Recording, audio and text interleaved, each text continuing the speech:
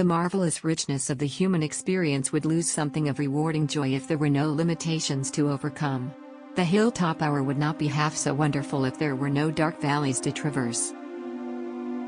All the world is full of suffering. It is also full of overcoming. There is no king who has not had a slave among his ancestors, and no slave who has not had a king among his. Of all the senses, sight must be the most delightful. It is wonderful how much time good people spend fighting the devil. If they would only expend the same amount of energy loving their fellow men, the devil would die in his own tracks of ennui. Science may have found a cure for most evils, but it has found no remedy for the worst of them all, the apathy of human beings. Toleration is the greatest gift of the mind. It requires the same effort of the brain that it takes to balance oneself on a bicycle. The world is moved along, not only by the mighty shoves of its heroes, but also by the aggregate of tiny pushes of each honest worker. People do not like to think. If one thinks, one must reach conclusions. Conclusions are not always pleasant. While they were saying among themselves it cannot be done, it was done.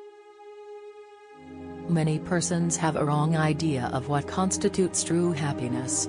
It is not attained through self-gratification but through fidelity to a worthy purpose. I can see, and that is why I can be happy, in what you call the dark, but which to me is golden. I can see a God-made world, not a man-made world. Literature is my utopia. Here I am not disenfranchised. No barrier of the senses shuts me out from the sweet, gracious discourses of my book friends. They talk to me without embarrassment or awkwardness. Instead of comparing our lot with that of those who are more fortunate than we are, we should compare it with the lot of the great majority of our fellow men. It then appears that we are among the privileged. It is not possible for civilization to flow backwards while there is youth in the world. Youth may be headstrong, but it will advance its allotted length. It is for us to pray not for tasks equal to our powers, but for powers equal to our tasks, to go forward with a great desire forever beating at the door of our hearts as we travel toward our distant goal. Many people know so little about what is beyond their short range of experience. They look within themselves, and find nothing. Therefore they conclude that there is nothing outside themselves either. I seldom think about my limitations, and they never make me sad.